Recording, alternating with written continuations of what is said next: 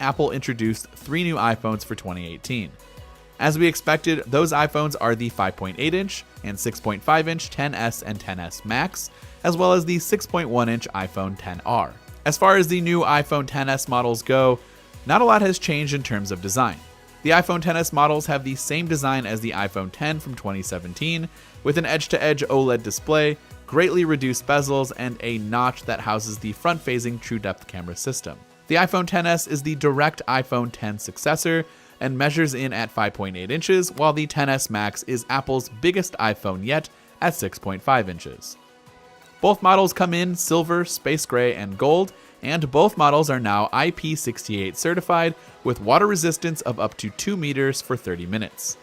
As far as battery life goes, Apple also states that the iPhone XS will have battery life up to 30 minutes longer than the iPhone X, while the XS Max can see battery life of up to an hour and a half longer than the iPhone X. In terms of the processor, Apple's new A12 Bionic features a 6-core Fusion architecture with 2 performance cores and 4 efficiency cores, as well as a 4-core GPU, video encoder, signal processor, and more. All of this comes in as much as 50% faster and more efficient than last year's iPhone X, enabling new experiences in gaming, photography, video editing, and more. The camera on the XS includes advanced depth segmentation, smart HDR, and advanced bokeh quality in portrait mode photos, and dynamic depth of field that you can adjust after you take the photo. As mentioned earlier, Apple also announced the iPhone XR, and although there are plenty of differences between the XS and XR, there's also a lot of the same features. For size perspective, the iPhone XR has a bigger display than the iPhone 8 Plus, but a smaller overall body.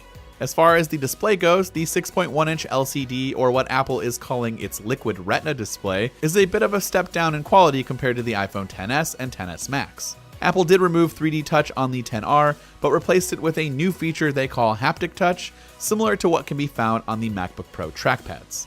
The camera on the back is also a pretty big difference compared to the other two models, considering that the XR only has a single camera system, but it's still capable of taking some incredible pictures, as Apple showed during the event, thanks to a more advanced camera system that can even take portrait photos using only a single lens. As far as everything else goes, the XR will still offer the same A12 Bionic chip, Qi wireless charging, an aluminum frame over the stainless steel option in the XS, a similar screen-to-body ratio, True Depth camera system with Face ID, and various color options, making the iPhone XR very intriguing.